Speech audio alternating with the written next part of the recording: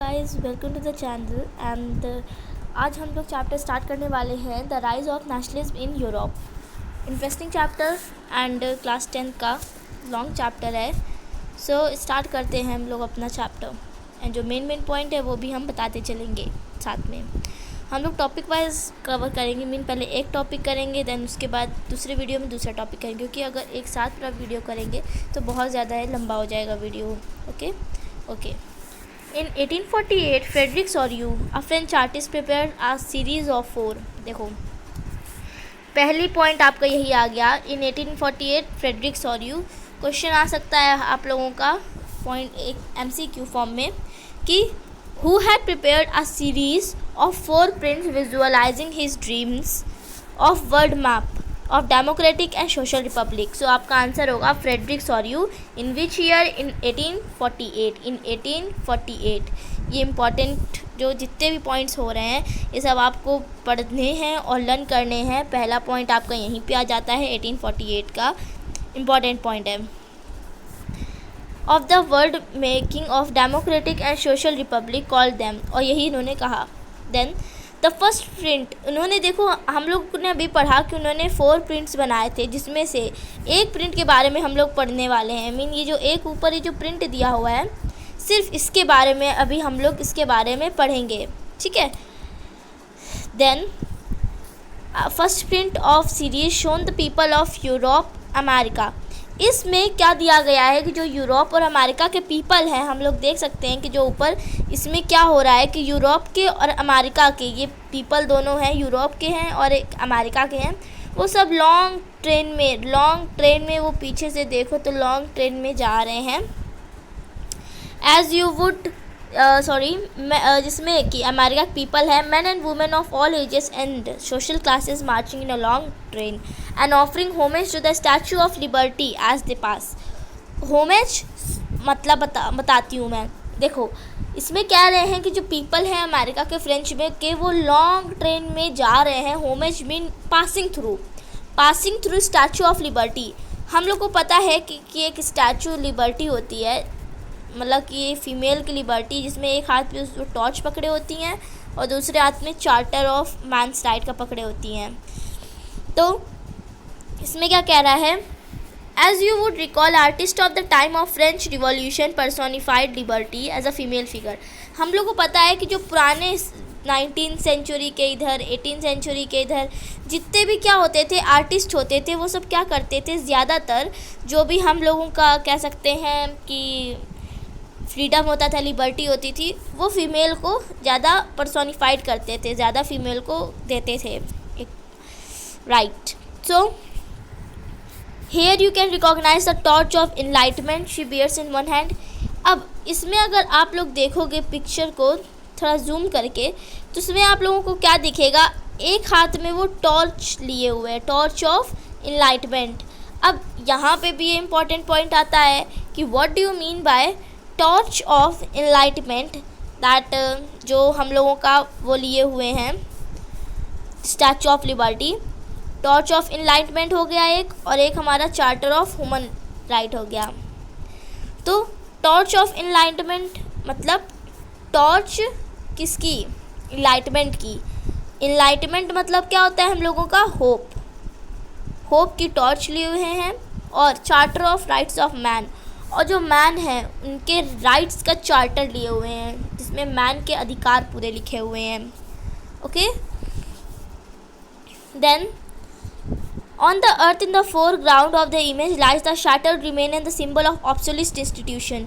अब बात आती है कि ऑब्सोलिस्ट क्या होता है। सो मैं आपको बता दूं आपके नॉलेज के लिए कि दिया हुआ है आपका, ये लर्न करना है, बहुत इंपॉर्टेंट है, ठीक है। इंपॉर्टेंट मैंने लिख दिया।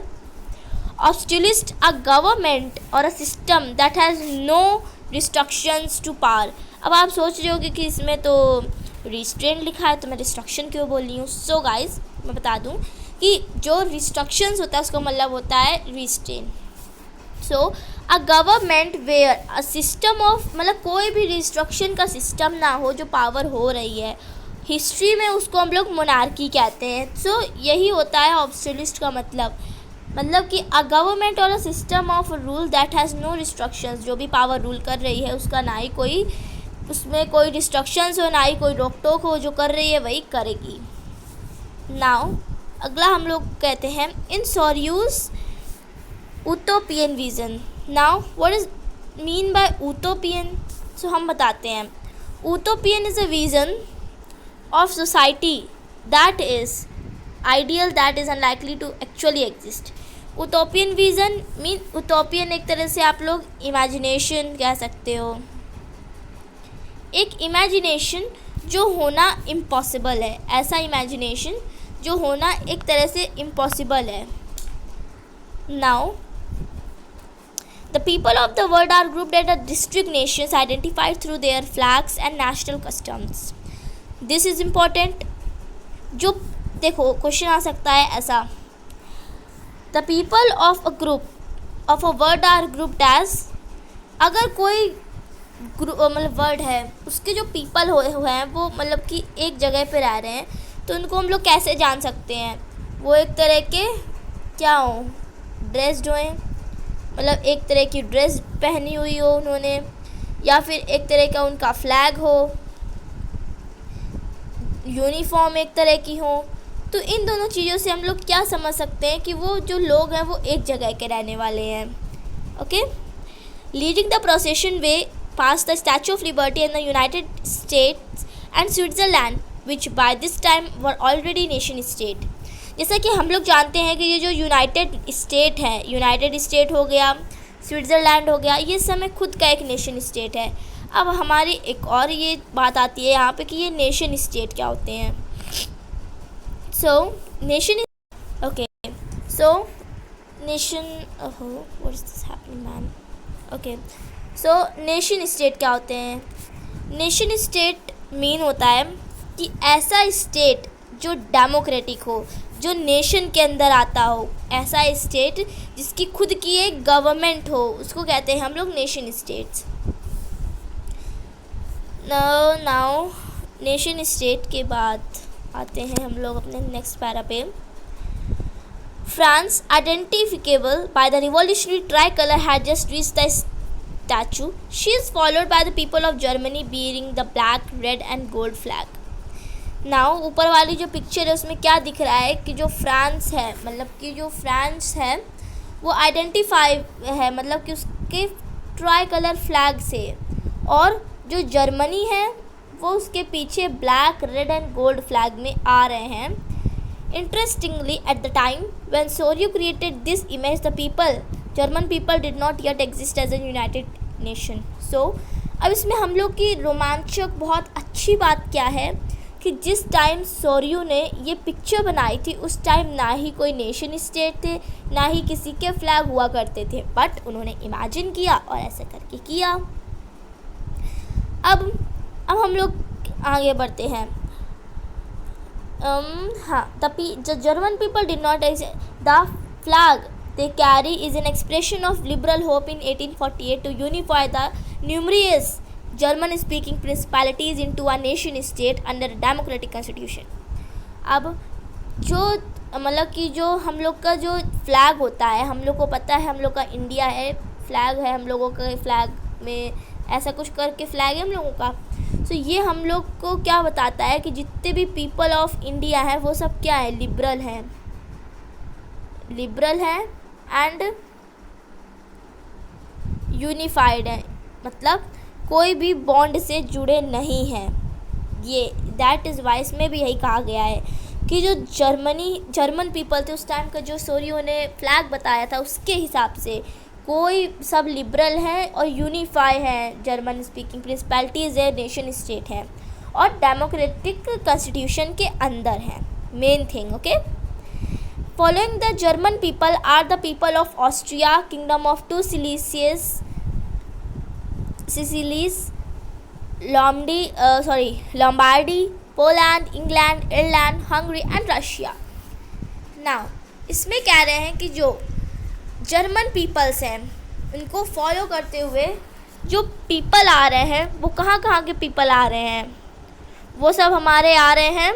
कौन से हैं? और people of Austria, kingdom of two Sicilies, Lombardy, Poland, England, Ireland, Hungary और रशिया. ये सब लर्न कर लिए ना, बहुत इम्पोर्टेंट है। क्वेश्चन आ सकता है which are the other territories. अब हम लोग यहाँ टेरिटरी क्यों कह रहे हैं? टेरिटरी इस वजह से कह रहे हैं कि उस टाइम पे 19th-20th सेंचुरी के टाइम पे बच्चों कोई भी नेशन स्टेट्स नहीं हुआ करते थे, इस वजह से we call them as a territory, because एक ही जगह पर सब एक कॉमन रूलर रूल करता था। सो क्वेश्चन आ सकता है which are the territories that followed German peoples. So they are Austria, मेरे साथ बोलिए, Austria, kingdom of two Sicilies, Lombardy, Poland, Ireland, England, Hungary and Russia. From the heavens above Christ, saints and angels grave upon the saints. अब जब आप ऊपर ये picture देखोगे तो आप लोग इसमें ये भी देख पा रहे हो कि ऊपर से जीसस हैं, एंजल्स हैं, क्रिश्चियंस हैं, ये सब क्या कर रहे हैं? इन लोगों को आशीर्वाद दे रहे हैं। वही इसमें कह रहे हैं they have been used by the artist to symbolize the fraternity among the nation. ये आर्टिस्ट ने यूज़ किया फ्रैटर्निटी दिखाने के लिए। फ्रैटर्निटी आप तो जानती हो, प्रेम्बल में आपने पढ़ा हुआ है। This chapter will deal with many of the issues visualised by Sorrieu in figure 1। जो फिगर 1 अभी हम लोग ने देखा, तो वो जो विजुअलाइज किया है सोरियो ने, उसमें जितनी भी प्रॉब्लम्स आई हैं, स्ट्रगल्स आए हैं, वो सब हम लोग इस चैप्टर में पढ़ने वाले हैं। During the 19th century, nationalism emerged as a force which brought about sweeping changes in political and mental world of Europe. अब ये बात आ सकती है कि what is nationalism? nationalism क्या होता है? So nationalism is a force. nationalism क्या है? nationalism एक, ये हम लोग की डेफिनेशन है। nationalism की डेफिनेशन क्या है?